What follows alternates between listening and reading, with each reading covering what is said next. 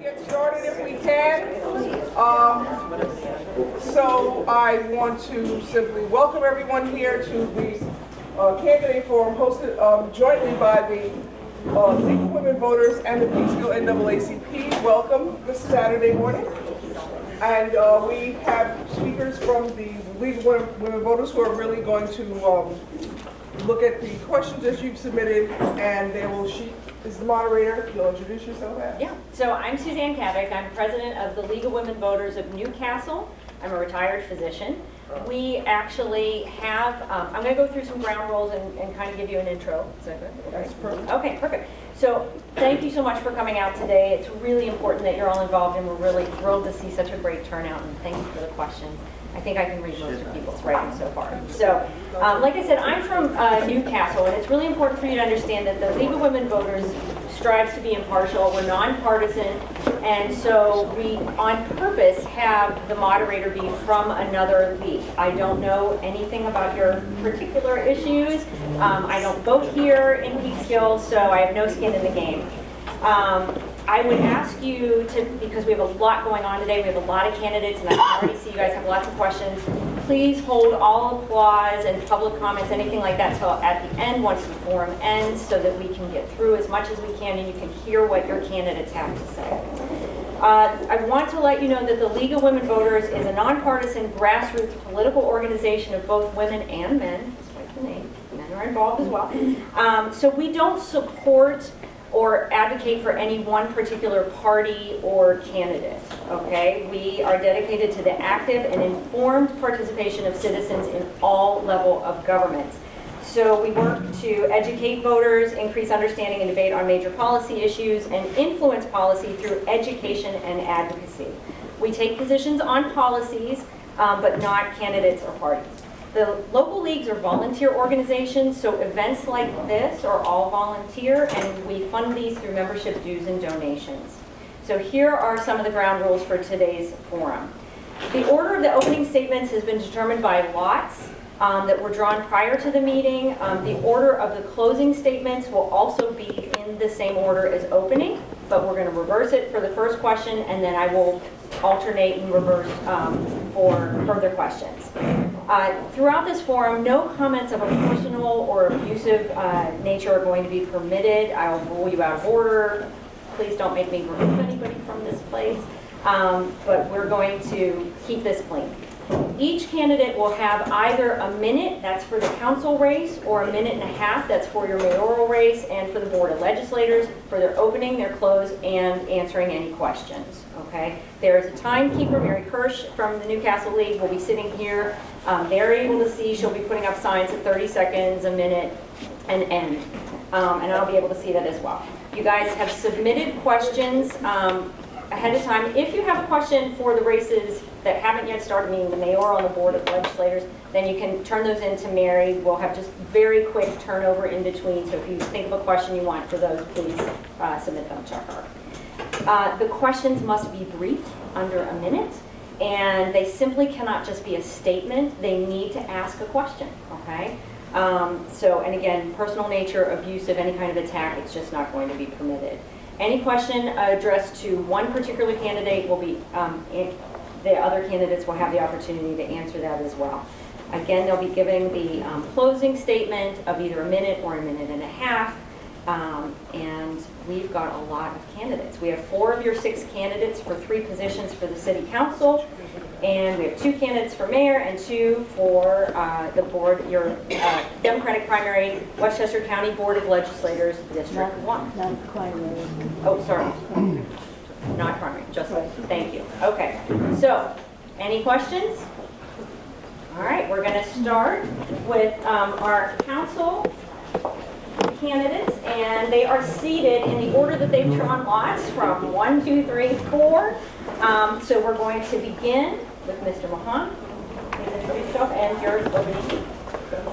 Good morning. Thank you for being here. Thank you to the League of Women Voters for hosting this event along with the NAACP. My name is Marlon Mahan, and I am seeking your support to become your next council representative here in Peekskill. Over the years, I have enjoyed the growth and expansion of everything that's been happening here in Peekskill. At the same time, I have also become concerned with some of the activities and the lack of transparency with our current administration, as well as the lack of civility in dealing with the citizens here in Peekskill. So today I hope to answer your questions, gain your confidence, and help you understand how myself and the rest of my ticket intend on taking the city forward to the next level and achieving our greatest potential. Thank you. Next is Vivian McKenzie. Good morning, thank you for coming. I'm Vivian McKenzie, currently sit on the council, and I've been on the council for 6 years. I am a Peekskill Democrat, supported by the Peekskill Democratic Party, a lifelong resident of Peekskill. I currently sit on the board of the Hudson Valley Chamber of Commerce. I'm a liaison to the Peekskill IDA, and I own and operate a small business here in the city of Peekskill. And for more than 20 years, I worked in the insurance industry. I hold a bachelor's degree in management from Binghamton University. I've served on the city council, as I said, for 6 years. I'm seeking re-election because I want to continue building a 21st century city that everyone can afford to live in. I bring experience to the table.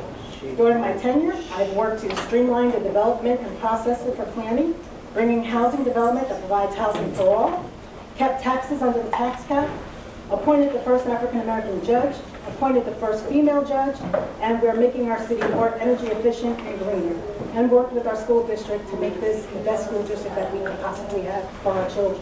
I'm invested in the city. I want to see it to continue moving forward and flourish. Thank We you. are a diverse city. Thank you. Next, we have Lauren Brady. Good morning, everybody. Thank you for coming out, and thank you to everybody who put this together and had us here. My name is Lauren Brady, and I grew up in Peekskill. I went to preschool at Presbyterian Church, pre-K on Park Street. I went to Woodside Elementary School, our middle school, and I'm a proud graduate 2003 of Peekskill High School. I currently work for the Hudson Valley Gateway Chamber of Commerce, where I not only plan our community events, but I also work with our small businesses on a daily basis to ensure their success. I also am the founder, co-founder, and director of the This Is Me Foundation, where out of the 56 scholarships that we've given locally and nationally, over 25 have gone directly to Peekskill seniors who have faced adversity or helped others through adversity. I stand here in front of you today because I think we need to strengthen the partnership between our citizens and City Hall. I am part of a team that can do just that. We have the skills, experience, and compassion to make Peekskill the best it can be. And let's bring Peekskill together. Thank you. Kathy Talbot. Good morning, everybody. I wrote something down. I'm not feeling so well today. My name is Kathy Talbot. I'm Deputy Mayor of Peekskill, and I am a licensed clinical social worker. And I want to thank everybody for having the League and the NAACP. I've served on the Common Council for nearly 8 years, and over 3 administrations. I've seen a lot, and I've learned a lot about government, industry, balancing budget choices, and the importance of being an advocate for residents. I've served on numerous boards and I've been liaison, but there are 3 things that I'm really passionate about. Being a responsive citizen advocate, supporting the Paramount Theater as we develop a new management team, and continuing to make Peekskill green and reduce our carbon footprint. We've made significant progress, but there's more to do. I spend a lot of time doing council work, and I believe I'm making a solid contribution to our city. Just this week, I attended the New York Power Authority Solar Conference in Albany, and learned a great deal about community solar and the direction No. electricity providers. Kathy, your time is up. Okay. But the nice thing is, because she spoke last there, you're going to get the first question. So you can stay standing. So the first question is, are you satisfied with the current business and economic climate of the city of Peekskill, or do you feel that more needs to be done? How much time for? 1 minute. Okay, 1 minute. I'm really satisfied in the following. I'm satisfied that our Moody's rating has been raised. I think that's wonderful, and that gives us more benefit when we go for doing bonding. We get it at a better rate. We have kept the taxes under the tax cap, and who could argue with that? And I think that we have made some really good choices in terms of bringing developers in and getting the most out of the developers. So I would say that we're in pretty good shape. Is there room for improvement? There's always room for improvement. There's room for improvement in my own finances, and there's room for improvement in the city. But as we keep going, Peekskill's a hot item right now. Everybody says that. No matter where I go in the county, people are saying, oh, you live in Peekskill. Wow, I wish I could live in Peekskill. And so there's a lot of people coming up here, and I think that's only going to help Peekskill grow and prosper. Ms. Brady? Could you repeat the question? Sure. Are you satisfied with the current business and economic climate of the city of Peekskill, or do you feel that more needs to be done? So, as I work with the Chamber of Commerce, again, I'm supporting daily our small businesses, but I do think we need a little more commercial development. We also need more job opportunities. That commercial development would open up jobs for not only all of us residents here, but a lot of our youth, so that they could learn and do better. If we look about downtown, we also need to make sure we have a Paramount that's thriving, because that's what feeds our small businesses.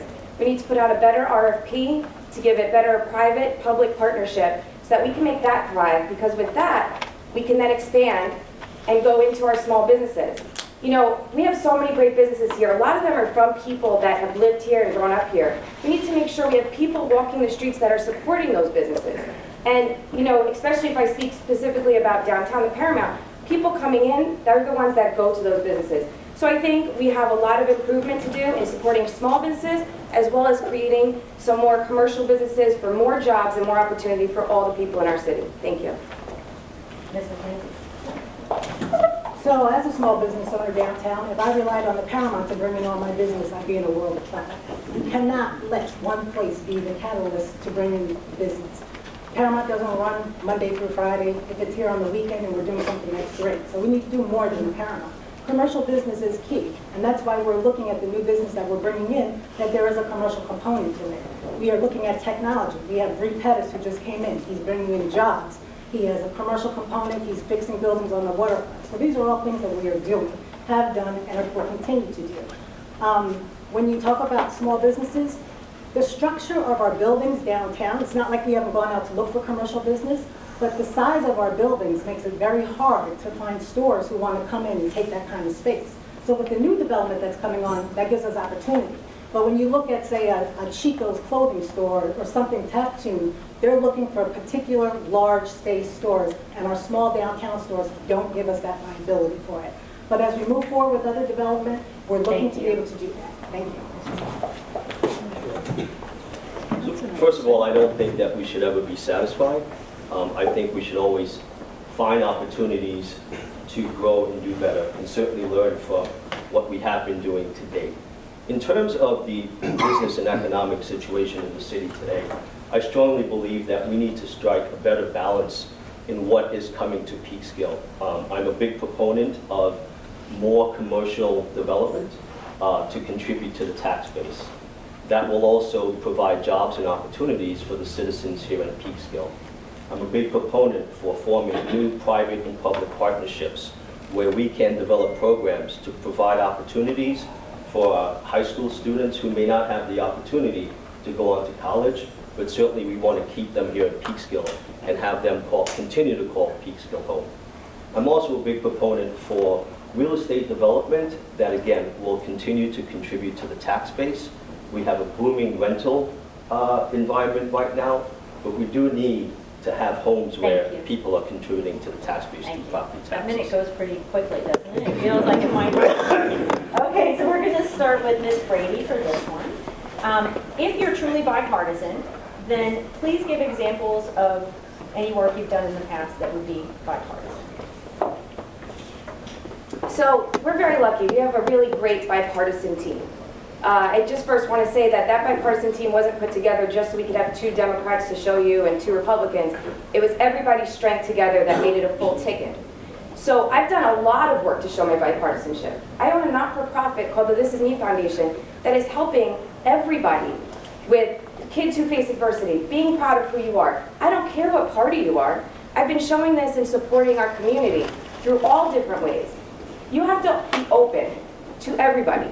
Myself, I'm a registered Republican, and I'm proud to say that because that doesn't just key me into a certain hole. My father's a Republican, and I'm so proud of all the work he's done with Peekskill, but we disagree on a lot too.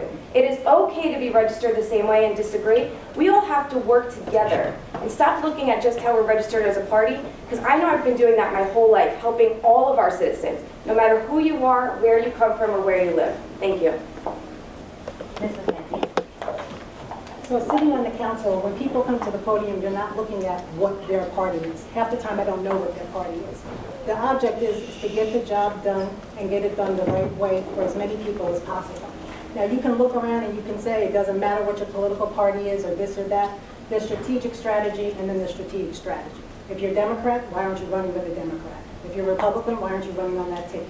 Whatever your strategy is, that may be it. But I'm a Democrat, a proud Democrat, and if you look at our national environment today, it really matters where you sit. Yeah.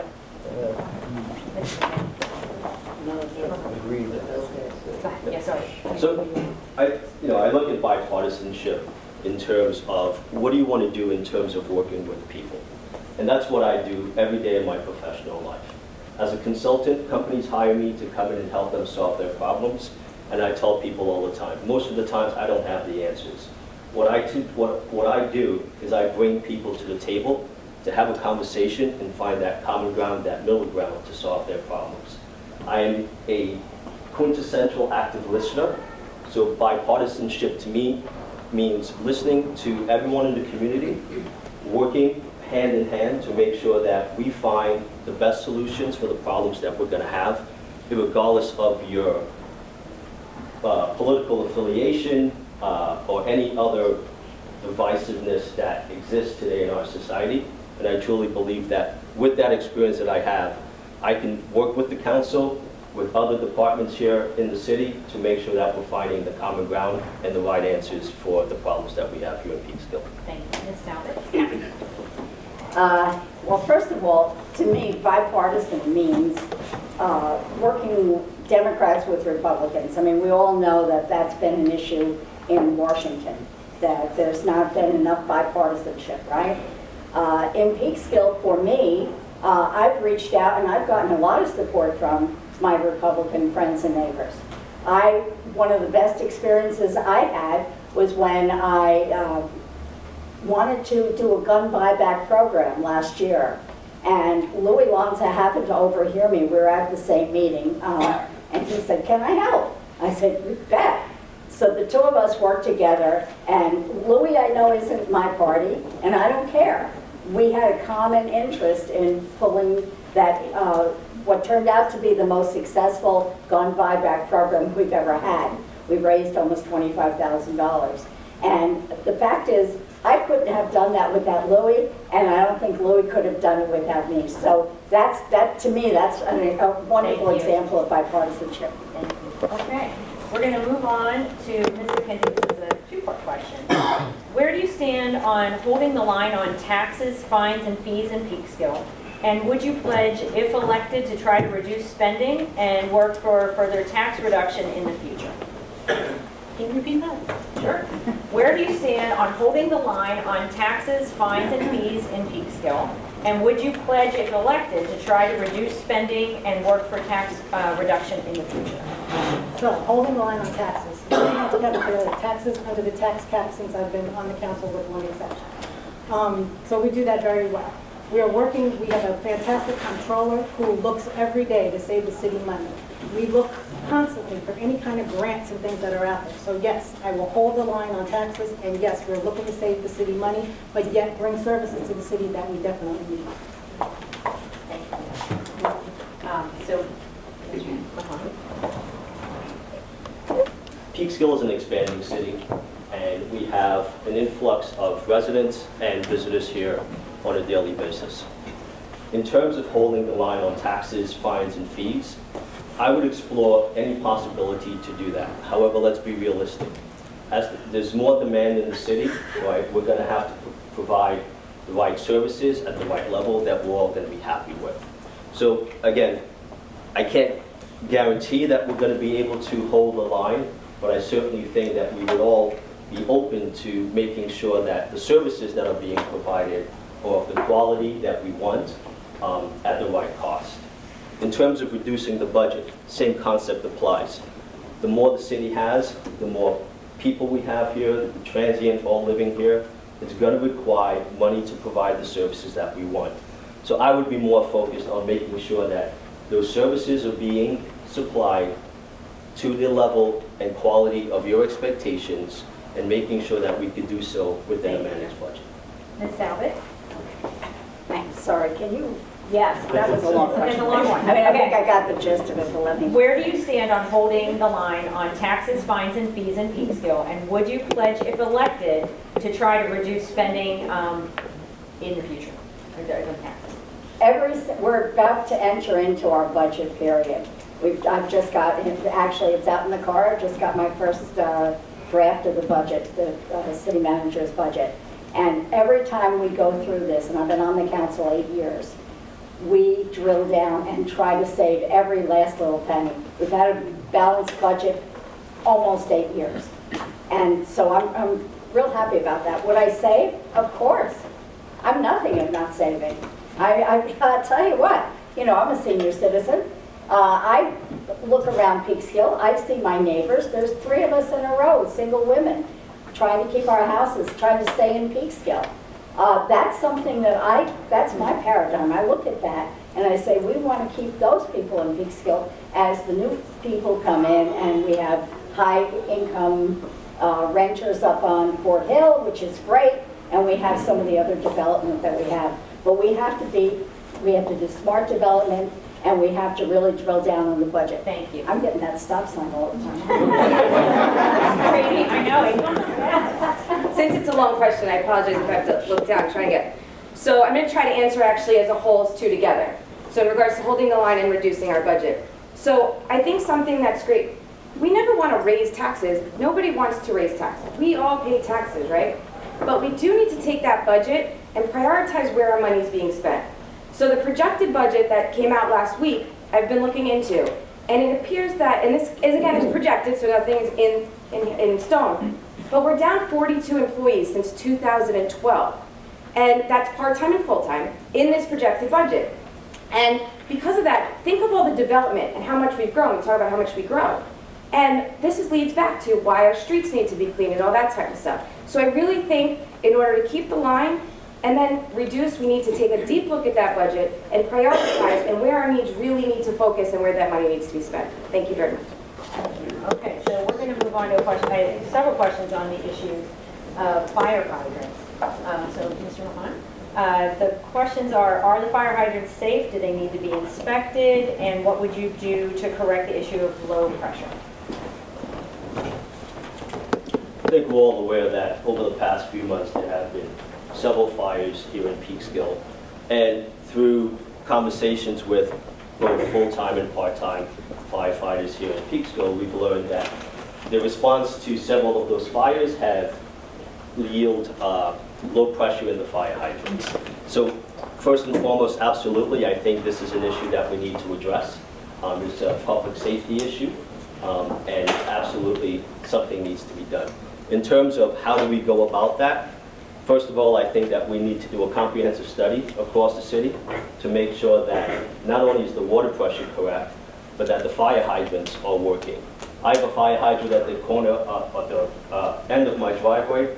I've been there for 15 years, and I can't tell you that fire hydrant has been inspected once in 15 years. So I do think that we need to take a comprehensive look and make the right infrastructure changes with the pipe system to make sure that the water pressure Thank you. is up to par when the fire occurs. Ms. Talbot? Well, I'm guessing that you don't stand there and watch your fire hydrant 24 hours a day. The fact of the matter is that the fire people have told us that they go out and they do that work at night, and the city water department, who is a great guy, Dave Rambo, is aware of this, and he's doing a rotation throughout the city, cleaning and making sure the fire hydrants are working. If you have specific fire hydrants that you're talking about and it's not working, I'll tell you what, why don't you give us a call and we'll get that dealt with.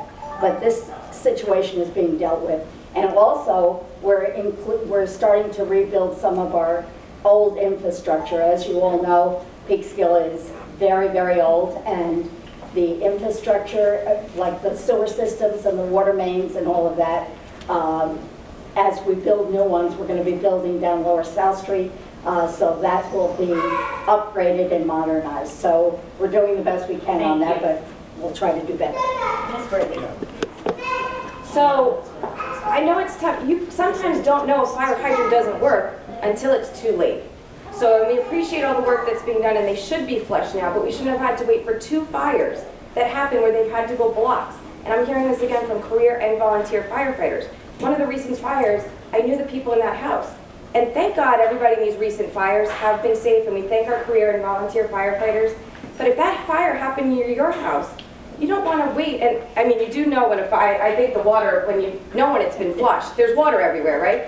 But we don't want to wait until it is too late to find out. We haven't flushed so many of these fire hydrants in so long, and we need to make sure that process is going, because the #1 issue and the #1 priority for our city has to be our citizen safety. So let's not wait till it's too late to make sure that in case of an emergency, they cannot be helped. So experience would tell you that we have a schedule for flushing hydrants. And flushing a hydrant is not going to give you water pressure. But you can check with Dave Rambo, and he can show you the schedule to show you where every fire hydrant is addressed within our city, either biannually or annually. In terms of infrastructure, we are working. As we dig up things, we're looking at what we have to repair. This is an old city. It's been a long time since things have been done, but we're working on it. Yes, there are fires, and fortunately people are not injured, thank God. But it's not like our departments are not aware of what's going on and working to get the systems done. In terms of Washington Street, you will see how it is dug up. If anybody comes in and digs up, we are checking the piping and we're redoing it, so that as we go through the city, everything will be done. But on the budget that we have and in the city that we have, we can't do everything at one year. Okay, Ms. Talbot, this is going to be the final question before they're closing off the statements. What are your plans to make Peekskill a green city? Oh, glad you asked that question. One of the things that I'm looking forward to, we've done a lot. We've had Solarized Peekskill, we had the Community Choice Aggregation Program. We've got, right now, we've got the Honeywell program that's repairing a lot of our old buildings, including the Paramount and this building right here, and trying to save on our energy and make things much more green. And we're working with all of our developers as they come in, into town, or to make sure that they do things like consider green roofs and possibly geothermal if it's a new build. One of the things that I'm looking forward to working on is a community solar project, which will have benefit for everyone in town. So that's something that's current, and that's why I was up in Albany recently. Thank you. Ms. Brady. So we want to enact meaningful and realistic environmental progress and change. First, we really need to use our experts. The CAC is a group of experts, literally scientists, that know stuff. I know I don't know everything about environmental change. We need to really use our experts to make sure we're doing the best we can. If we work on the issue of like a walkable city and have more bike paths, that will help bring it down. It's basic stuff like that. Sometimes it's starting small and growing bigger. We can do things like to make our carbon neutral government, and I apologize as this day is going on, I'm losing my words.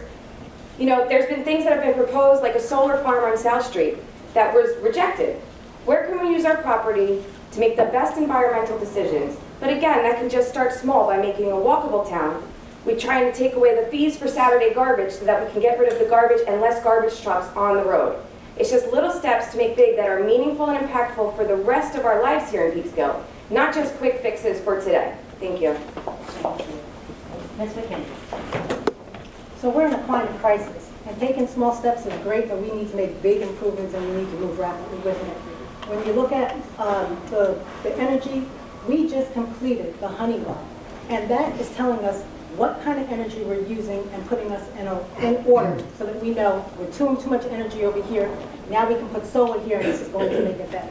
We're going through, we're changing windows in City Hall, we're changing lights. These are the things that are going to cut our carbon footprint by millions and millions.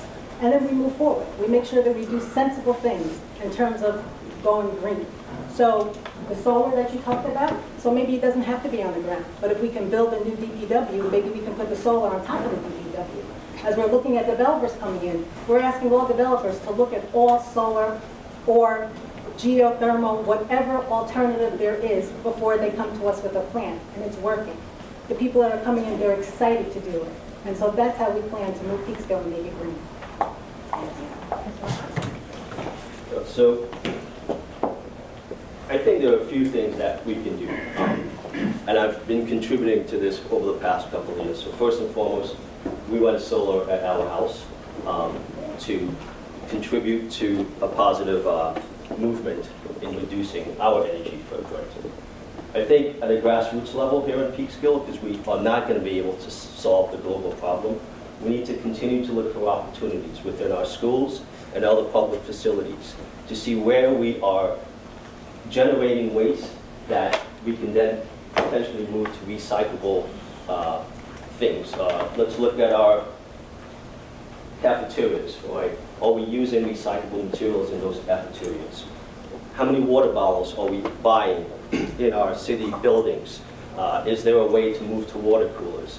Small incremental changes like that, again, will not solve the global situation, but certainly will lend to our contribution in how do we move things forward. We certainly need to take a look again at... But you can stay standing, because it's time for closing statements, and we're doing them in the same order, so if you want to go ahead and give your closing Sure, statement. so the last thing I was going to say was we need to look at the solar farm proposal that was presented a few years ago and really consider that on the south side. In closing, I'll say this. Peekskill, we are at a crossroads where we need to decide what is the leadership that we want to have in place to take us to the next level. Certainly, there's a lot of good things that have been done here, and we intend on taking those things forward and, quite frankly, leapfrogging where we can go. In order to achieve our greatest potential as a city, we need to have the right leadership, transparency in government, bringing civility back to interacting with our citizens, and really having respect for every single one of you and your families as you call Peekskill home, and make sure that we listen to the community. We're not going to have all the answers, but we can get to the right answer for Peekskill if we work together and make sure that we are spending our money properly and contributing to the tax base at the same time. Ms. Kennedy. This current council is the most diverse council this city has ever seen. We have worked hard to work with all the agencies within the city to bring the city together. This city is together and moving forward already. I didn't hear my running mates here talk about keeping taxes low. They said they'd think about it. Well, we've kept taxes low, and we will continue to keep taxes low. We will continue to make our city green. We will continue, as we do always, working with every person who comes to the city, who comes into the city. We are open and welcoming city at all times. Our meetings are open and welcoming. People come in, they're upset. People get nasty, they do. But we accept all people, no matter who you are. And I'm asking for your vote and for your support. Thank you. Thank you. Ms. Brady. Again, I thank you guys all for coming out. You know, there's no doubt that we all love Peekskill, right? I love Peekskill. But you don't run for office just because you love your city, because if your city is all great and everything's going well, who wants to be ridiculed on the internet and on Facebook, which, you know, just a reminder, let's be kind, Peekskill's a friendly town. But you see that your city is not going in the right direction. You know, bringing Peekskill together for us, that's not just a campaign slogan. It was designed to be taken action every day, and that doesn't end on election day.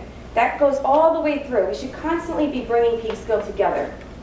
We have the team that can bring real representation back to City Hall. We have a team that has experience and compassion, as I said earlier, to listen to all people, not just on Monday nights. We want to bring back an opportunity for people to speak at all times. We're ready to bring Peekskill back together. Thank you. Ms. Howe. I think everybody here has said at least one thing that's been worthwhile. These are my neighbors, and You all are my neighbors, and we do need to work together. I believe in that. But as far as Peekskill, where Peekskill is right now, I think that all you have to do is really look around and see the growth in Peekskill. I have been everywhere I go, in the supermarket, downtown, coffee shop, in another town. People say, wow, Peekskill is really coming along. I love what's happening up in Peekskill, or I want to move here. These are all things that are being said. Peekskill's a hot property right now. And I understand home values are going to go up 10% according to one of the things by next year. That's a good thing. So I'm asking for your support in this election. I want to continue to do the work. We've mentioned some of the work, especially in the green area, bringing new businesses and getting more jobs. But that's something I'd like to do, and I welcome your support. Thank you. So let's give just a real brief round of applause.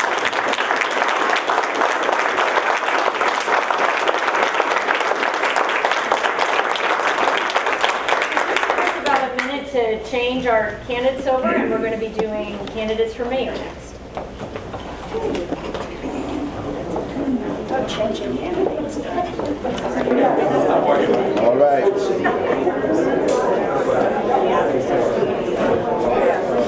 All right, thank you everybody for your attention. We're going to get started with your candidates for mayor of Peekskill.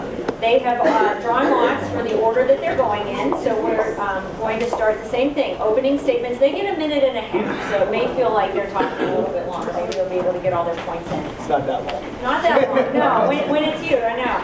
So we're going to start with Vincent Vesey and then our other candidate, Andre Rainey. So, gentlemen, opening statements, Vincent. Okay, good morning and thank you for having us here today. I'm just going to not go through my bio. It's online. Anybody wants to read it. I only have a minute and a half, so I want to get through this. I have a plan for Peekskill. Plain and simple, and when elected, we will protect families by addressing overcrowded, unsafe living conditions in our older neighborhoods. We will repeal the unfair real estate transfer tax on single-family homes that penalizes Peekskill seniors and long-term residents. We will institute workable initiatives to achieve a carbon-neutral Peekskill government.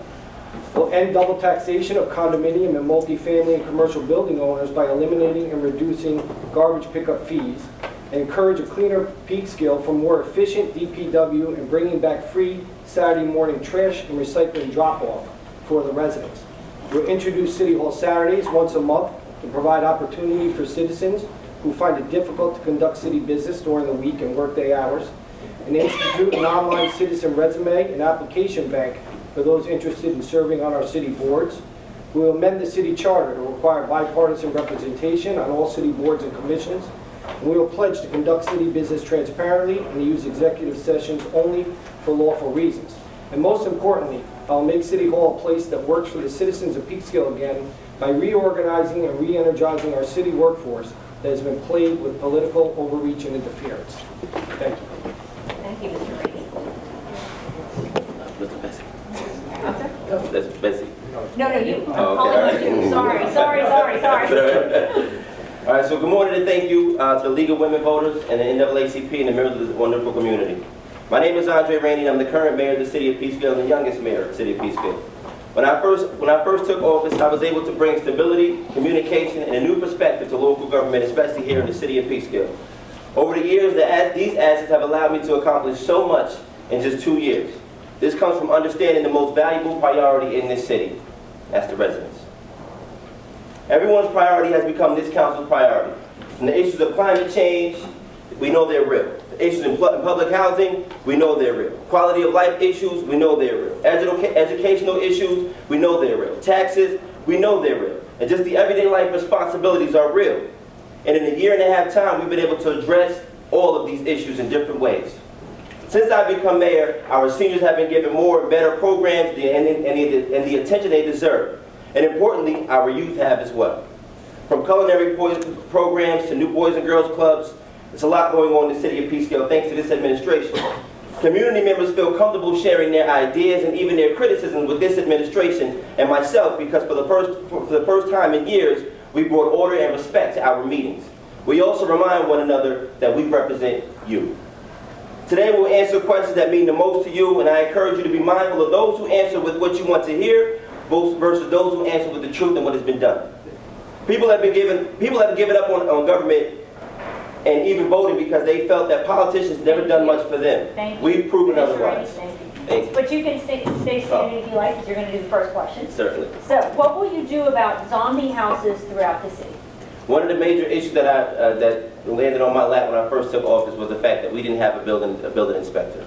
Within the last 2 months, we hired a building inspector, and in this budget, if you read it, we're actually looking to make that building inspector position a full-time position to address some of the needs of these houses. One of the issues that we've always talked about when it comes to that is the fact that the city of Peekskill hasn't had one for almost 4 years.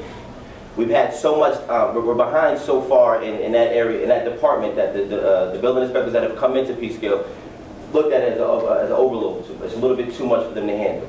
We finally found somebody within the last 3 months that's here in the city of Peekskill, and we're looking to make that a full-time position thanks to the work of our staff and our city manager and this great council. This is an issue that we know needs to be addressed, and of course, as I said before, we're working towards making a difference. Thank you, Mr. Becky. So working towards these goals, and I appreciate the question because I've been very clear on my plan for zombie homes and what it does to the quality of life in our neighborhoods. I'm going to institute a law in the city of Peekskill that after 6 months of working with banks and working with landlords that have not taken care of their properties or left them on our streets in deplorable condition, that we will raise those homes to the ground and have an empty lot on your street rather than having a boarded up old condemned property with 6 feet of grass in front of it. That will raise the property values for those in that community as well as in those neighborhoods. It'll protect the citizens that live there. So I've been very clear on this. It's a concrete plan. It's something we intend to institute immediately if I am elected mayor. The other process here is building inspectors. 4 years for hiring a building inspector, to me, is just a sign of the unprofessional leadership in City Hall. It doesn't take 4 years to hire a building inspector, and it shouldn't take, we should have more than one, okay? We should have 2 or 3 building inspectors, especially with the amount of activity and building going on in this community. Thank you. And you can stay standing if you like. Yeah, that's the thing with just two. We get a workout here. Yes. So how would you or how do you plan to address City Hall transparency and accessibility with the city manager publicly? With the city manager publicly. Yes. Well, the city manager works for the city council. I believe that he is an open and honest man, and he should, if he's not derelict in his duties, be providing answers to the community as they ask them. I will tell you that one of the things that we plan to do is open City Hall once a month on Saturdays for citizens to come in, do city business for about a half a day, and if they have questions that need to be answered, one of the things that they can do at that time will meet with city staff to address their issues. The other thing that I will do is I will hold office hours for those individuals that do not want to come to a Monday night meeting and feel uncomfortable maybe talking about their issues on camera. They will have an opportunity to sit with me and one of the staff members that needs to resolve any issues that they may have on a weekly, monthly basis, depending on the need.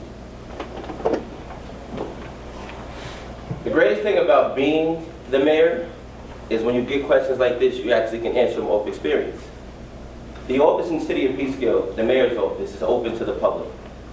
Every meeting that I've had in the city of Peekskill in my office has been by call. There is no specific set hours for me. If you want to speak to me at 7 o'clock at night, you can email me or text me. You want to speak to me at 4 o'clock in the morning, which have been done, you can email me or text me. The greatest thing about this is with technology, since we've improved so much technology in the last couple of years, when you call the city mayor's phone right now in the office, my cell phone rings. Every phone call that's gone to the city office goes to my cell phone. I never miss a call. If my voicemail is full, probably because I'm getting a lot of calls in a day, but I never miss a call. And the other thing about transparency, this council has brought so much fairness to the council meetings that it's hard to argue with me. If you look at past council meetings, you've seen people get argued, you see people get kicked out, you see people get yelled, you've seen all types of, I mean, there's people that are on the news for causing ruckus in our council meetings. We create and promote respect at every single meeting. And as far as the transparency goes, this council speaks about everything at council meetings, Anything that's in executive session has to be dealt with in executive session, despite what they've said on any platform of social media. Anything that this council does in executive session has to be discussed in executive session. Thank you. Mr. Rainey, you can stay standing. No. I know. I get You're used to getting it. a sign work. I get used to it. I get used to it. Exactly. What are your plans to make Peekskill a green city? Well, great question.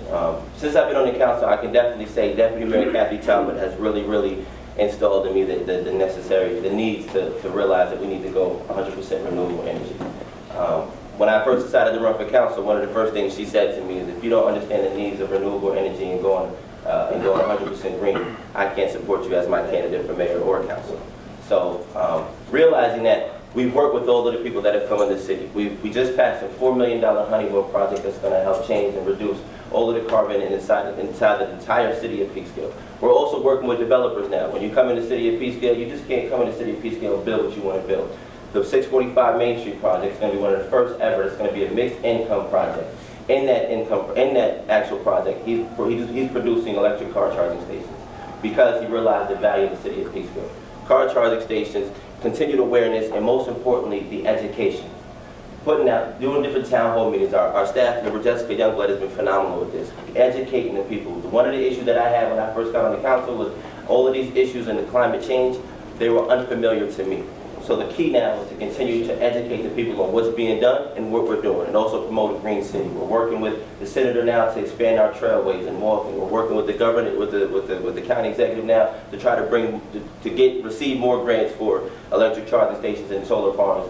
And somebody spoke earlier about the South Street property. The actual issue was the organization that brought the presentation to Peekskill South Street property, they didn't have the finances to do it. Mr. Bessie, question? I'll just jump on that issue right away because I got calls from both of the developers, and 2 out of the 3 that proposed during that process that were very upset that those environmental sustainable projects did not go through. And they did have the funding, one of which has plans that if I'm mayor, we'll continue to do something down on Corporate Drive. But my issue is this, we hear a lot of lip service about this. The Honeywell project was a flawed procurement. It was basically against all procurement policies. The same thing happened on Lower South Street, where we had 3 people propose, 2 were sustainable projects, and not one of those individuals were even, we never canceled the RFP, we never canceled the bid, and we went and made a deal with another developer for housing down there. So, we hear a lot about what they want to do, but when it comes down to the projects in hand, they don't pull the trigger. So, I was involved in the LED lighting project here when I was on the city council and changing over all the street lights in the parking garages to LED. I support all programs in my professional life. I work in the transit industry where we are electrifying city transit for the City of New York and the Port Authority of New York and New Jersey. So I have a lot of experience and knowledge in that field. One of the things we also want to provide are LEED standards to our building codes here in the City of Peekskill. So they are requirements, not options for developers when they come here. Thank you. You can, yeah. Okay. So as we look forward to the 2020 census, we're mindful that it's important to have an accurate count because this is connected to funding and how districts are drawn up. What will you do to ensure that we get an accurate count, and what will you do to push back against gerrymandering and redlining? That's a very interesting question. I don't know, other than the fact that the support that the city can give the individuals that are operating and running the census from the federal government, any and all cooperation that the city can give them in getting the word out to our citizens. I think it is very important to have an accurate count, as you have mentioned, as it relates to funding for the city of Peekskill in many different avenues from the county, the state, and federal level. So just on that note, just cooperating and making sure that anybody that is providing that, the census takers, and giving them every ability to access every household in the city of Peekskill if they may need to, by promoting it and bringing awareness to the program. Experience. Literally 3 weeks ago, the city of Peekskill held a meeting at the Central Firehouse, and Deputy Mayor Kathy Talbot was there. Members of the Peekskill Area Pastors Association were there. Community stakeholders and members of the Human Relations Commission was also present. at the Central Firehouse in the city of Peekskill to create a committee to address the census needs in the city of Peekskill. And this was also spearheaded by the staff of the city of Peekskill as well as myself. We met with the members of the federal government that he's speaking about on ways that the city of Peekskill can help address this need, because as we all know, that accurate count can affect the finances that each city and municipality receives from the state and federal government. So we've already started this process, and we're also at this time we're also looking for more volunteers. Each stakeholder has a different background. We have the faith-based stakeholders, we have the community-based stakeholders, we have the school-based stakeholders. School board members were there, and I can go, the list goes on, but there was a little bit of everybody that represents this community there. So the idea is to not just talk about and give lip service, we can actually tell you what we're doing and also what's being done. You know you're gonna stay standing. Oh. It's okay. I just told him that. I know. So, this question is asking for your opinion on taxes when selling your residence and moving to another residence, both within the city. Well, first of all, nobody wants to pay the transfer tax, that's for sure. Second of all, I don't want anybody to leave Peekskill, hopefully you stay. The most important thing too is that was created years ago by an administration to help with the needs of the city of Peekskill. And over the last 4 years, we have it's about a $16 million central firehouse in the city of Peekskill.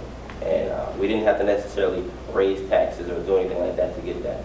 Transfer tax helped fund that. So there are different initiatives by different administrations that they try to do to help save the taxpayers money, as well as give the taxpayers the services that they need and the requirements that they need to make the city a safer and better place. So though I do believe that the transfer tax did upset a lot of people, it was something that the city needed to move forward at that time. This is one of our initiatives. We are going to repeal the transfer tax for senior citizens that are selling their homes in the city of Peekskill, maybe downsizing and moving to another home in the city of Peekskill or condominium. And we don't believe that those individuals should be unfairly taxed for staying in the community, one of which they probably lived in most of their life. So that's one of the things we'll do right off the bat. That fund has about $5.6 million in it. Okay, we can almost pay off half of that bond right if we wanted to today. So we don't believe that will severely impact our ability to pay down that bond and continue to do the work while not penalizing the citizens in this community. So we made that very clear, and that's something we'll do day one. One of the other things it does is, with this transfer tax in place, people that want to move to this community know that that's in place. They may not come here. And it also lowers property values. Because people that want to sell their homes now have to take into account that they have to assess this 1% onto an incoming buyer. So I understand why it was put in place, but at this point in time, especially with the budget that I'm looking at right here, it needs to be repealed, and this is the first phase of it. Thank you. You want to stay? You wait till I get home and sit down. Okay. Are you satisfied with the current business and economic climate of the city of Peekskill, or do you feel that more needs to be done? I do feel that more needs to be done. But that being said, the city of Peekskill is in a great place. Over a number of years and a number of administrations, I think we've all worked collectively in this community to continue to grow Peekskill and try to make the right decisions for Peekskill from an economic perspective. But one of the things I think we're severely lacking, and it was mentioned in the council discussion here today, was the amount of commercial growth that we've had here in the city of Peekskill. Restaurants are nice. Service industry thrives here in a lot of different ways. But if we're not creating jobs for our youth, if we're not creating opportunities for those in need in our own community, then I don't think we're focused on the right things here. So I think we need to do a lot more work on developing the commercial base. We had a Office of Economic Development now. The gentleman, Jim Pinto, had retired in July. We haven't seen any movement on that front. We have a PR firm that, in my opinion, is more there to put out press releases for the mayor's office that actually promote the city. So I think that that has to be looked at as well. And all the programs around developing business opportunities for the city of Peekskill from City Hall's perspective needs to be revamped. Thank you. Next question again. Yes. Please. Are you satisfied with the current business and economic climate of the city, or do you feel that more needs to be done? Okay, so first, definitely more needs to be done, certainly. I will say that we did hire a PR firm to help get the word out about the great things that are happening in the city of Peekskill, New York. We've had a lot of issues in the past with the reputation of our school district and so on and so forth. So we hired this PR firm. And the PR firm does put out a lot of press releases from the city of Peekskill and from the mayor's office, because the mayor's office is what represents Peekskill, which is a priority. The other thing is we just received a $10 million downtown revitalization grant. This goes to improving our downtown, period. In this last year and a half, we've received $14 million in grants in a year. No administration has done this yet. $14 million in grants in a year. We're actually receiving another one on the 17th of this month from the Senator Harkin's office, which is going to be $200,000 to expand our trailway at Fort Hill. So one of the things that I can say about this administration is we haven't been the selfish administration that says, I'm the boss, this is what I want done. When we did the DRI grant, we reached out to the chamber, we reached out to the bid. They helped put a video together. Democrats, Republican, whoever, whatever. It was never about that. And it's never about that with anybody on this administration. And the only time you ever hear that it's about that is during campaign season when we run against the people that we're running against. But for the most part, the success that the city has gotten this far is because we are a bipartisan city. Because we are a city that collectively works together and shares one vision, and that's to make the city of Peekskill one of the greatest cities ever. And now you can stand again. Oh, God. You know,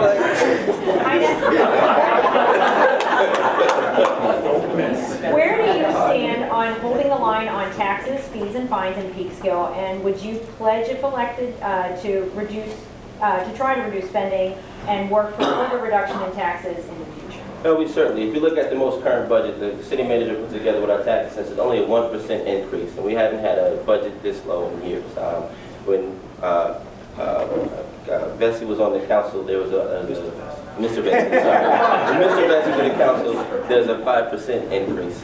But since I've been in office, we have 5.7. Since I've been in office, we haven't had more than a 2% increase. And as many of you may know, the governor came to Peekskill, New York, to announce the 2% tax cap that he's putting on for all of the entire state of New York. So I think that's something that we have to keep in mind. And as the future, as we go forward, I think this administration, Deputy Mayor Kathy Talbot, Councilwoman Vivian McKenzie, and Councilwoman Patricia Riley, they all fight for low taxes. As far as the fees go in the city of Peekskill, you know, we've worked with the city of Terrytown to create what we call a one-day, one-day variance fee, and that's when we open the city hall once or twice a year during a random day, and we let anybody who has any parking tickets come in and pay their parking tickets and eliminate all of the fees. This has an incentive to the city of Peekskill, or to the residents and visitors of the city of Peekskill. But I will say, when you do come to the city of Peekskill and you pay fees, this wonderful staff is willing to work with almost everybody. They really do their best, and they really try to work with everybody, and they do eliminate a lot of the fees sometimes, especially when they know that they understand that you're dealing with hardships and whatnot. So I think we're already doing that, and we will continue to do that as long as we're in office. Thank you. I'm not sitting down.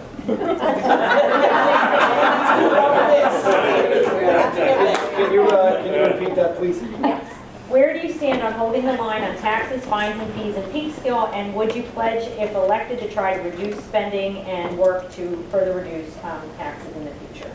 Of course, and the tax increase that Mr. Rainey is referring to, when I was on the city council in the minority, so I didn't I did vote for that, but it also was elected, pushed out by our majority of our council.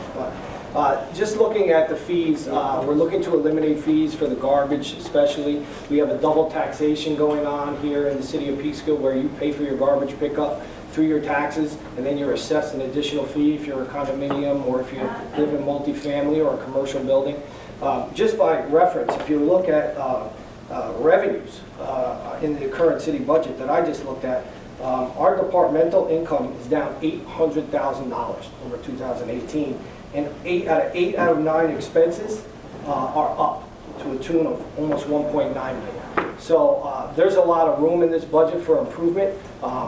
You know, included in this budget is a 2% increase in your water fees and another 2% increase in your sewer fees. So every year, whether you believe it or not, they say they're only charging 1% on your taxes, and you have to stay under this arbitrary cap that someone in Albany pushed down on our community. But the reality is this community is now assessing fees to make up for those deficient tax revenues. So, You know, they're built into the budget, look at it. You can say you only raise taxes 1%, but I'm paying 4% more on my water bill. So, you know, it's all right here in black and white. Okay. Our final question before the closing statements, Mr. Bessie starts. I think they're going to just stand for the rest of this. Makes sense. What are your top 3 priorities, if all? My top 3 priorities are bringing transparency back to City Hall. We've had a number of issues on the procurement side, on issues with the Paramount, on multiple issues with the Honeywell contract, that I think it was evident to this community that transparency was lacking in a lot of those decisions. We want to bring back some fiscal responsibility, as I outlined here in this budget. There's a lot of room for reducing expenses more and increasing our revenues more importantly. And I think a lot of that has to do with our departmental revenues. And the last piece of the project for me would be to create a sustainable environment here in the city of Peekskill. The number of projects that we can continue to do. I'd like to relocate our DPW and our city garage, which is something I talked about. It should have been in the RFP for Lower South Street, so we could have coupled that with some public-private partnership and moved these facilities down to our corporate drive facility. So those were the top 3. Obviously, I have our transfer tax initiative. There's a number of initiatives that I outlined here. I think there was 11 that I outlined here in the beginning of this that we'll hit the ground running with. So. Thank you. Thank you. My first priority was, always is, and always will be the youth, the education, the after-school programming. This is why I'm excited to announce that we're looking to bring a Boys and Girls Club to the city of Peekskill. Peekskill Housing Authority already agreed to a 50-year lease to bring the Boys and Girls Club to the city of Peekskill, but we're working with the county and the state to bring the funding, which we've been approved for. We've got $1 million in private investment already to bring the capital improvements to the building, which is very necessary for the kids to be here. So the youth and the education is first. This wasn't always a priority of mine, but since I've been on the council, I've learned so much, so it's certainly a priority now. The climate change issues that we must address, and the environmental justice. There are a lot of things that I didn't know before I got on the council that I've learned in the last 4 years as a council person and as the mayor of the city of Peekskill. And most importantly, the needs of the people. We want to make sure we do keep the taxes down low. He just said that there's a 4% increase in the water taxes. He admitted to voting to a 5% increase on your taxes. So imagine if you have a 5% increase on your taxes plus a 4% increase on water taxes, you're just getting taxed out of Peekskill. The idea is to make sure that we focus on the people that live here. I would hate to bring all of this great stuff. I shouldn't say hate. I'd be unfortunate to bring all of this wonderful stuff to the city of Peekskill, and as soon as I'm out of office, I can't afford to live here either. Those are my three. All right, so we're going to do closing statements in the same order we did opening. So Mr. Bessie, begin. I apologize for reading, but I want to get through this minute and a half. I'd like to thank you for the opportunity to speak with you today on the issues that you care most about in this year's upcoming election in the city of Peekskill. In just a few short weeks, I'm honored and humbled to be here today as a mayoral candidate for the city of Peekskill. Along with my team of running mates, 3 talented professionals and friends for city council, Warren Brady, Marlon Mahan, and Louis Segarra, who unfortunately could not be here with us today. All of us who are committed to putting our best effort forward, working with everyone in the community to move Peekskill forward and truly achieving the potential that has been talked about in Peekskill since I was a child here. I'm not new to politics. As many of you know, I've served on the city council from 2014 through 2017, where we had made great progress in the city of Peekskill in a very short period of time. Unfortunately, in a much shorter period of time, since the last election, I've seen that progress come to a halt. And the great strides that we had made just under 2 years ago has fallen victim to partisan politics, uninformed decision-making, and political patronage that this city can no longer afford. Our current elected officials now ride that wave of success with a smile and hope that the wave will continue forever. But without the proper foresight, planning, and professional stewardship, I feel it will not last. As with any election, I cannot do this alone. I rely on the support of those that share the same vision for the city of Peekskill that I do. I rely on my friends and neighbors that want the best for everyone in Peekskill and not just a select few. I rely on those that want the city of Peekskill to realize its potential by supporting our children, our seniors, our business community, and every resident of every community within our city. Thank you. Mr. Rainey. Unbalanced budget under the tax cap. Highest credit rating for Moody's since 2013. $3.4 million in projects and funds, $950,000 of DOS grant infrastructure, $750,000 of CDBG grant, $750,000 in HUD grants, $300,000 in New York State Main Street grant, $250,000 through the New York Dormitory Authority, $200,000 on micro enterprise grants, which goes towards minority, women, and black-owned enterprises. $100,000 from environmental facilities, $50,000 from NYSERDA to install LED lights in the Nelson Garage, which he said he helped, $16,000 for 2 electric car stations, Where is he saying, when he says that the city's not moving forward, what is he talking about? My thing is this, as a city of Peekskill mayor, my job is to make sure that I represent you and do the best that I can for you. Deputy Mayor Kathy Talbot has been fighting for climate change since she's been on this council. Councilwoman Vivian McKenzie has been fighting for the downtown and the businesses, and of course the minority businesses. She's been on this council. Patricia Riley is not necessarily new, but she's new to me. But she's been fighting for union jobs. She's been fighting for the PLA system. She's been fighting for the stuff that matters to the people of Peekskill the most. And I've been just collectively trying to fight for all of them. If you keep us in that office, we will continue the process. Right now, the stars of the line. We've built great relationships with the county executive. We've built great relationships with the New York State Senator. We've built great relationships with the New York State Governor. The Governor's been in Peekskill 4 times since I've been in office. And one thing I do say that me and Vinny both agree on, and it's fun, is that me and Vinny both agree on, is it is very fun to work with Democrats. I hope that I get your vote this year. Very fun.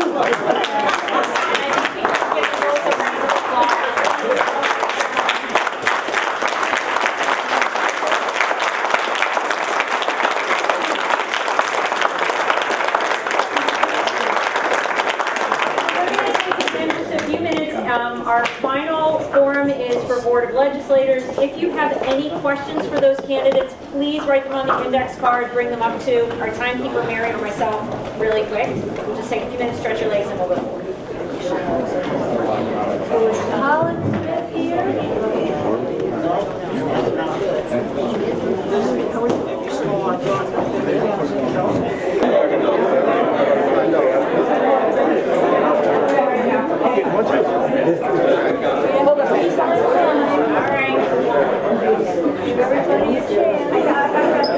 Okay, everybody, thank you. You guys have been fantastic so far. I really appreciate the continued attention. And we've got one more this morning. It's been a busy morning, and we're going to get going with the Board of Legislators District 1. We have Mr. Colin Smith and Mr. Frank Catalina. They have drawn lots ahead of time as this morning. So they'll be going for their opening statements. These gentlemen get a minute and a half for their opening and closing statements. Again, those will be done in the same order. They get a minute and a half to answer each question, and we'll be alternating that just as we have been. So Mr. Smith is going to be starting with his opening statement. Good morning, everyone, and Better? Okay. Good morning, everyone. Thank you for coming out today, and it's great to see this many people in the community come out and show support for the candidates and for the process. For those who don't know me, my name is Colin Smith. I reside here in Peekskill. I'm born and raised here. Currently sit on the Peekskill Common Council. By profession, I am an attorney. I went to the Peekskill schools here, graduated from law school at Pace University down in White Plains back in 2003. From my graduation in law school, I was at the Bronx District Attorney's Office where I started my legal career. And since then, I've been doing mainly criminal defense work for the last 13 years. So it's exciting for me to be here today. I've enjoyed serving my community over the last 8 years. 6 of them on the school board, and now coming up on 2 years in the council. That's what I'm about. I'm about service. I'm about the community. And I'm looking forward to serving the community if I'm fortunate enough to be elected to the county legislature, and continue my good work there. And before we get started, I just want to wish a good luck to all the candidates, including my opponent here, Mr. Catalina. And that's it. Thank you. Mr. Catalina, your statement. Well, first of all, thank you for hosting this, and thank you all for coming out so early on a Saturday. I guess it was early when this started. My name is Frank Catalina. I don't know if anybody here knows. I used to be mayor here for 4 years. When I took off, I can tell you where I went to high school, Peekskill High School, class of '75. I can tell you all about my education, but I'm a lawyer. I've been practicing law in Peekskill for 38 years. I have a partner who's my daughter, and it's very good that she came with me 7 years ago because she told me all the things I've been doing wrong for the 30 years before she got there. She left me in May to have a baby, and I'm not really sure about maternity leaves, but apparently this one is going to last into next year. And I can't argue with her because she's my daughter. I became mayor of the city. I've held every single legal position in the city of Peekskill except judge. I was a deputy corporation counsel, I was a prosecutor, attorney for the planning, zoning, all boards of the city of Peekskill, culminating with being the corporation counsel back in 99, 2000. I've served under 5 mayors of the city of Peekskill. I've lived here virtually all my life, except for the years when I was married and we raised our children over in Monroe. But I came back after my wife's death and have always come here for work. I took office in the city of Peekskill at a time when the city was about 2 to 3 months. Thank you. So you might as well stay standing. We kind of ran into this in the last meeting. So our first audience question, and this is written as a yes or no question, but I think they'd like you to expound a little bit as well. Will you keep gun show out of the county center? Yes. To add to that? No. Unless, if people want me to. I mean, this is something that's been controversial. It was a big thorn in the side of our former county executive. And, when I operated as mayor in Peekskill, I was a minority mayor. I could not get anything done unless we could peel off 2 or 3 votes from the other side. And, and that's how I operate. And, if the county legislature is against it, some things are worth fighting for. New development, lower taxes, decreased regulation, things like that. But, little things like that, which are a big thing to people, I don't think it's worth using up a lot of political capital for. There's more important things. Take a walk down through Playland and see how terrible it is. It needs a lot of work and a lot of improvement. Take a walk down at Blue Mountain Park, a county park. It's absolutely a disgrace. So those are the things worth fighting for, not who rents out the county center for a weekend, in my opinion. Okay, so I concur with Mr. Catalina. I am in favor of keeping the ban from the gun show in the county center. And I think that there's good reason for that, not just because the majority of the legislature happens to currently hold that same position, but I think that in today's society, with the increased explosion in gun violence, I think that we as a society need to do everything we can to send a message that while gun ownership is certainly something that is right under the Constitution, the proliferation of guns is what we're fighting against. And so on those grounds, I would not be in favor of lifting that ban. You can stay standing. When you're alternating just 2, right? Okay, so as we look forward to the 2020 census, we're mindful it's important to have an accurate count because it's connected to funding and how districts are drawn up. What would you do to ensure we will get an accurate count, and what will you do to push back against gerrymandering and redlining? I thought you were going to give me a hard question. So I think, measures are already underway with regards to the 2020 census. There's census takers. There's in Westchester County, I know there's a great there's already a network in place to hire on census takers and to make sure that we get accurate counts across the community, because, as you say, it affects funding, and of course it also affects the other issues you mentioned with respect to redistricting. What I would do to ensure that is to, as a county legislator and at the local level, is to continue to work with the federal government, with the Census Bureau, to make sure that we have as much, they have the resources, the human capital that they need to ensure that an accurate census is taken, and that people who maybe don't feel comfortable, we find ways to reach people. I mean, I think that's the biggest challenge is finding ways to reach people. Now there's a variety of ways electronically. It's not just door to door anymore. So we have to make sure that there's people that can fit those slots, and that can make sure that we reach out to everybody and make them feel safe in giving the information, and not feel like they may be in jeopardy by giving that information. So. Mr. Kennedy. Sorry, can you just repeat the question? Sure. Thank you. So as we're looking forward to the 2020 census, we're mindful it's important to have an accurate count because it's connected to funding and how districts are drawn up. What will you do to ensure we get an accurate count, and what will you do to push back against gerrymandering and redlining? Okay, so I absolutely agree it's important to have an accurate count. New York State has lost seats over the past 20 years, and I believe, as does our current governor, that we've lost those seats as a result of inaccurate counting, not loss of population. if it were up to me, I think the county can spend some money to actually hand out some money to the communities where paid volunteers can go out and help get an accurate census count. I don't know if they have a budget for it, but I think that's something that they can do. I mean, we have candidates who pay people to go out and get their signatures on their petitions. Certainly government can pay to get an accurate count, so we as New Yorkers do not lose congressional seats as a result of that accurate count. As far as the gerrymandering, I don't know. I mean, our district goes from Montrose all the way up Route 6 to, I believe, the Somers line. So it takes an hour on a Saturday morning to travel the district just to drive there, let alone stopping and campaigning or stop and shopping. So it's I don't know who drew that district, but God bless them. Gerrymandering's some of the congressional seats stretch from Sullivan County through Orange County over into Dutchess. And, they have to get 65,000 people, I guess, for each of the legislative districts. So I don't really know how they sit and do that. Hopefully I'll be a part of it, unless it's done this year before next year. So. Stay standing. What are your top 3 priorities if elected? Well, this district, Drew Claxton was a councilwoman in Peekskill for, almost 20 years or so. She had a phrase, environmental and social justice.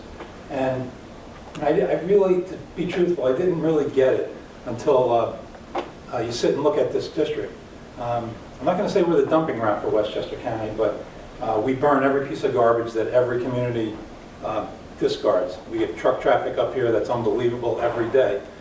We have a sanitary sewer district that serves a large part of the county, right down behind Dunbar Heights. We have the Indian Point Power Plant, which thankfully is going to close, but it's going to be a contaminated waste area for generations. We have the AIM pipeline that's coming through. These things are serious, and now we have proposals by the county to fund a great expansion of our homeless shelter. I believe every community has an obligation to take care of their homeless shelter. Peekskill had a shelter for about 30 years, and it's a 12 to 15 bed facility. I ran the Rotary meal program every week. We served somebody there, and I ran that program for 3 years and served a lot of meals there. I don't think we ever were at capacity down there. So I think Peekskill is doing its part to take care of its homeless. I don't think the county should be closing facilities in Mount Vernon, White Plains, New Rochelle, and then giving $1 million to a private organization to greatly expand our shelter to 50 to 60 beds. So I don't believe we should be the dumping ground for that. Top 3 priorities? Yes. Okay. So Mr. Callahan named some pretty important issues. In my opinion, there's the environment, there's the economy, obviously, taxes, and jobs. And I think with respect to the environment, one of the biggest, the looming crisis that we're facing in this district is the shutdown of Indian Point, the decommissioning process, which is starting to get underway, and the many issues surrounding that. Most of which, from a decision standpoint, are made at the state and federal level, but with respect to the impact that has on the local communities, I feel that the county really can and should do more to try and blunt the impact that that's going to have on the local tax base and on the local job economy. And of course, when it comes to the environment, the question is what to do with the spent fuel rods that will be there for the next 1,000 years, not really, but quite some time. And is there a way to utilize that in order to maybe perhaps fund or tax it and draw in some revenue that can go to help or again blunt the impact. And with respect to jobs, I think that one of my goals would be to work closely with local labor. Phenomenal internship programs, apprenticeship programs. Not everybody who's coming out of school is going to college or is going into the military, and we want to be able to make sure that they have an opportunity to work. Thank you. Stay safe. Yeah. So what are your plans to make your district more of a green district? More of a green district. Okay. So I think that continuing to work with the county with respect to the waterfront here in Peekskill, as well as at Buchanan and Cortland. There's work that could be done there. The county is currently working on, I think, a number of measures with respect to banning of single-use plastics, with respect to straws, and with respect to just cleanup of some of the local water area, some of the local ponds and watersheds. So I think that those are some good areas to start. I also think that working to provide more eco-friendly vehicles, electric vehicles, more electric charging stations where we can, where available or where appropriate, and things of that nature. Thank you. Mr. Cowley. I daydream a lot. Could I Oh, just have- same question about making the district more green. Okay. I think with all the incentives on the federal and state level, people are coming up with new ideas every day. Banning plastic straws is, sounds like a little trivial thing, but it's actually a great idea. Plastics, I remember the movie The Graduate. The guy said, well, I have one advice to you, plastics. And, that's the way this society went. I think any proposal that's reasonable in cost to the people and to developers and to industry in general should be looked at. The county legislature is pro-green. I think everybody's pro-green. I don't think it's a Democrat or Republican issue. And anything that we can do, more charging stations would be great. And I go to court just about every day in White Plains. I don't see any electric charging stations, but I do see them in private industry. Some of the hotels in the area, some of the shopping centers are starting to pop up electric charging stations. I think government can do a lot more, especially county government. Thank you. You can stay standing. So the next question is, what is your vision for the community? For the county? For the county and for Peekskill? Well, as a legislator for District 1, my priority is District 1. Anything that's good for District 1 will be my priority, and I fight for it. Secondly, if it's good for my district, then is it good for Westchester County? And I will fight for it. I listed the environmental injustice that Peekskill and this district sustains as a result of all of those things that I won't list them again. So those are, I think, need to be balanced out and addressed. I think there's more that we can do on the AIM pipeline, even though it's been basically approved and constructed. I think we have to really fight for our rights on Indian Point. Those people, like the governor, who screamed and yelled to have it shut down, should have a contingency plan to save Buchanan, who's losing 50% of their funding, and the Henrik Hudson School District, which is losing about 40% of their funding. Peekskill is not directly impacted tax-wise, but those communities are going to be devastated and they need help. So those are the immediate things. Route 6 is a disaster area. It needs a lot of work. I know it's a state road, but every time I see Senator Harkin, hey, if I can do anything for you, let me know. Well, every time I see him, I'm going to tell him we need help on Route 6. It takes an hour to get from Buchanan to Jefferson Valley, and it shouldn't. So those are some of the things that would be priorities for me. Mr. Stone. Okay. Vision. Vision for the community. Yes, I'll pick up where my colleague left off. I think that infrastructure is always an important issue. That one of my goals would be to try and secure more resources, more county funding to help with the infrastructure in this area. That means partnering with the state and other officials to make that happen. And I think that's the direction we have to move in. I also think that particularly in Peekskill, but across this district, and in light of the closure of Indian Point, affordability is a huge issue that we're facing, and people need affordable solutions to live, to stay here. People who want to move into this area, young families with children. We've done a pretty good job in Peekskill at increasing the affordable housing here. Some of the outlying communities could use some more, and so one of my priorities would be to work and partner with the local communities to fight for more affordable solutions, particularly for our seniors, allowing them to age in place. And you can stay standing, of course. So, Mr. Smith, how would you determine budget priorities? Well, budget priorities, I think, when you're talking about the county budget, I mean, the first and foremost, we're talking about making sure that our necessary agencies receive their proper funding, whether it's social services, public safety, the district attorney's office, and staffing, which is always the largest ticket on any budget. So I think that we have to start with what are the most important areas in which the county needs to function in order to properly service its constituents.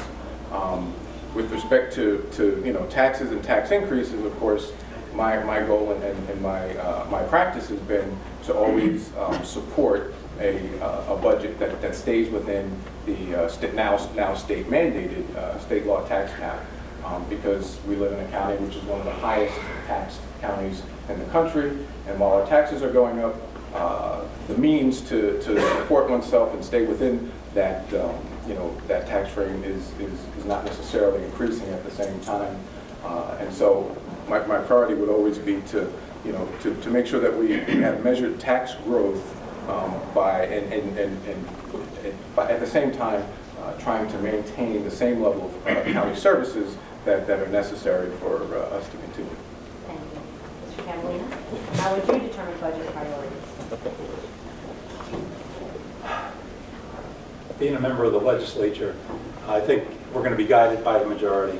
When an executive, the county executive, and his staff proposes a budget, they set their priorities, and it's up to the legislature to chip away or add or subtract to different areas. Rob Astorino was the county executive for several years. He had no tax increase, but he cut substantially services to people that needed those services most, whether it be daycare, expansion of the Beeline bus system. So when those services are cut or not expanded to meet real people's needs, then in my opinion, government is not serving the true, the intended people that it should serve, the people. And I'm a lawyer. When I represent somebody with a DWI, in order for them to get a hardship license, they have to show that they have no other way to get to work. So I had somebody from Peekskill, and they had to show that there was no train and there was no bus that they could use. And the client said, well, there is a bus I can use. I'd have to take the Peekskill bus to this and the Ossining and that and that. And it took 3 hours to get to White Plains. So I was stuck before a judge not to lie and say there's no bus schedule. There is a bus schedule, Judge. It's just ridiculous. And so that's the kind of thing I think Northern Westchester gets shortchanged all the time when it comes to county services and county budgets.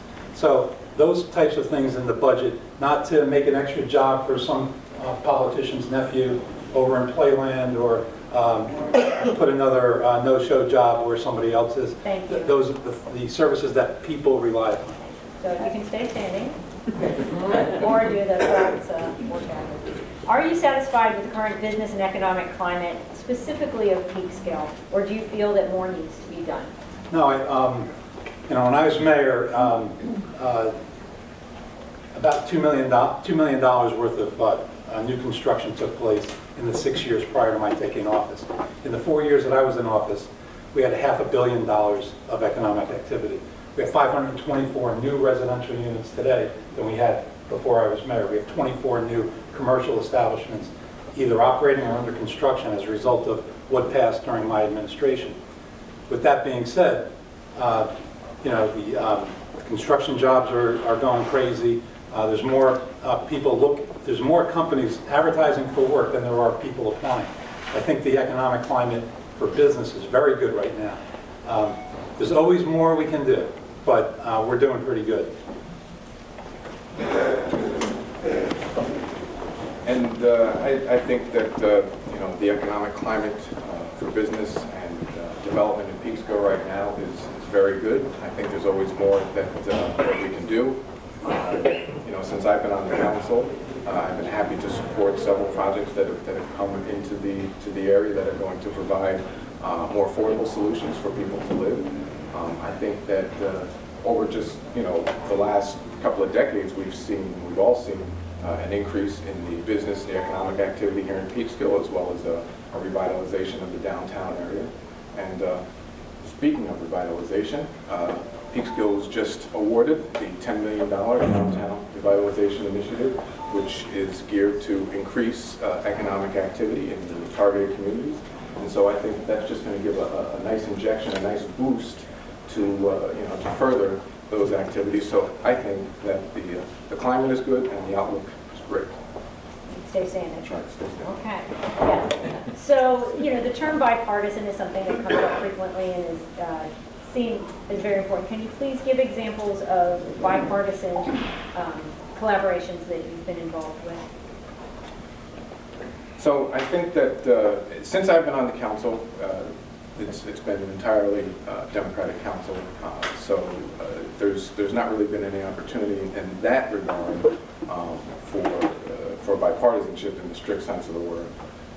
However, I've always been somebody who works well with others, regardless of party. On the county legislature, where although the Democrats currently have the majority, I think that there's always room for bipartisanship on an issue, specifically if it's an important issue that requires one to make the decision based on the merits and not necessarily along party lines. And I think that that's a good governance policy. I think that even though we're in a situation where it might not always be necessary, it's always good to listen to and have input from the other side and to try to come to the best decision possible for all parties involved. Thank you. Mr. Catalina? Bipartisanship? Bipartisanship. It's my expertise. In my 4 years as mayor of the city of Peekskill, nothing happened because of me. It may have come to the forefront, but it needed bipartisan support. Ginsburg, and the good thing is that the big developers are not carpetbaggers who came in because times were bad and the land was cheap. Ginsburg owned his property, tried to build up there for 12 years and was denied. He said, it's cheaper for me to build a fence around my property, both properties down by the river and up there. He said he spent $125,000 fencing in his property rather than dealing with an adverse administration. I welcomed him back in. We got the plans. I presented it to the council. I didn't. He did. He presented it to the council, and we made it something that was great for Peekskill first, and then bipartisan support followed. So Ginsburg, 12 years he waited to build. Carney, right up the street here, the artist loft, he waited about 8 years to build. Alma on Brown and Broad Street, he waited about 10 years to build. And what he was going to be permitted to build was about a 4-story and 5-story structure. And he's building now a beautiful thing, over 200 units. And everybody's going to want to be there for the groundbreaking. But it took bipartisan support. I don't remember exactly who the 1 or 2 Democrats were that voted for it, but it's a great thing when you can get, like I was a minority mayor. Nothing could happen without bipartisan support. I knew that, and I knew we were so bad financially, I knew we couldn't tax our way out of it. We had to grow our way out of it. And that was what I went into office. Read my inaugural speeches, and that will tell you. Thank you. So this is our final question. Should I stay standing? You're going to stay standing before we do our closing statements. So taxes have been important. We've asked this of all the candidates in all the different races today. So where do you stand on holding the line on taxes here in Peekskill? And would you pledge, if elected, to try to reduce spending to work for further tax reduction? Peekskill. Peekskill and your whole district. Well, like I said, Rob Astorino held the line on taxes, but our quality of life, in my opinion, suffered. He held the line on taxes, but we had pension payments that were deferred, something I screamed about up here in Peekskill. And down the county, it was completely the opposite. The Democrats screamed against it, and the Republicans were all in favor of it because it deferred millions of dollars in payments that were due. So I'm not necessarily in favor of just holding the line on taxes just to say I gave a no tax increase. We have to provide certain things. Every one of us has a house. We're going to pay Con Ed every month. We're going to pay our mortgage. You have set expenses that you're going to pay. So contractually, with the unions and all the other expenses, you need to grow your economy. The assessed valuation has to grow 2 to 4% a year just to stay even, 4 to 6% to get ahead slightly, and over 6%, which Peekskill is in the range now, growing more than 6% a year, they'll have a surplus. So, when I left office, we had a $2.8 million surplus. Today, they have a 3 point whatever. which is really good. We should have at least 10% of our budget as a surplus. So holding the line on taxes, we have to look at what people need. We have to look at the basics, our contracts and our fixed expenses, and then what people need, whether it be a new bus schedule for the county, improving our parks, Blue Mountain Park, Playland Park, whether it be our airport, and things like that. So, there would be a list of priorities and work our way down. you. And where the chips fall, they fall. Mr. Smith. Could you just repeat that question, please? So the question is about taxes, and where do you stand on holding the line on taxes here in Peekskill and your district, and would you pledge, if elected, to try to reduce spending to work for further tax reduction in the future? So, I certainly would hold the line on taxes. As I said previously, we live in one of the most highest taxed counties in the country. And so any measure that can be used to blunt that effect. Reducing taxes is maybe a bit of a different question and maybe not realistic in today's climate, but certainly holding the line on taxes to keep our tax increases below the state mandated cap, pledging to look for ways to reduce expenditures where we can without sacrificing the essential services and the important services that the county provides. And also, continuing to explore new sources of revenue and finding, include one of the measures taken by the county legislature just this past year was to do a leveling of the county sales tax as a measure to offset and prevent, hopefully, a property tax increase. And so there's trying to find creative ways of offsetting some of these expenditures and to hold the line on the tax increases, at least as far as going over the cap is concerned, is absolutely something that I've always supported in the past and will continue to. Thank you. Okay, so it's time for closing statements. Oh. We're going in the same order as opening statements, so you get to start. Okay, all right. So again, thank you all for coming out and listening today. It's been a real pleasure to be here and speak with you all. I've talked to you about some of my views, some of my experience in municipal life and elected office. And I hope that come election day, starting with early voting on October 26th, that I'll be the candidate that you wish to support. And I wish my opponent good luck. Catalina, closing statement. Well, first of all, thank you for putting up with us both. It's been a real pleasure to get down here and actually talk about this race. It's been a fairly quiet race. There hasn't been a lot of bickering going back and forth. I also want to thank my friend, Colin Smith. When he announced that he was running, I announced that I was running. I've known Colin for many years. He's a friend. I told him, you were a friend of mine before this campaign, you'll be a friend of mine after the campaign. It's been a different kind of a race because, having run 3 times in Peekskill, that can be almost hand-to-hand combat. This race has been truly a pleasure to run because it actually is what local politics should be about. Neighbors and friends getting up and explaining the differences of their views and their opinions and working with each other. But he's not a bum, I'm not a bum. He doesn't want to give you dirty water, and I don't want to give you terrible air. We've discussed the issues, and I think people can draw their own conclusions. The only difference I would say with me is that Peekskill, if you think back 4 or 6 years ago, where Peekskill was, I have a solid record of absolute concrete accomplishments. Whether it be bringing development into Peekskill, whether it's bringing sanity back to City Hall. We don't time people anymore. I mean, they may be timed, but we don't enforce the time limits. I've never thrown anybody out of a meeting. And when you are friendly and reasonable with people, they are friendly and reasonable back. So it's been a real pleasure to run this race. And Thank you.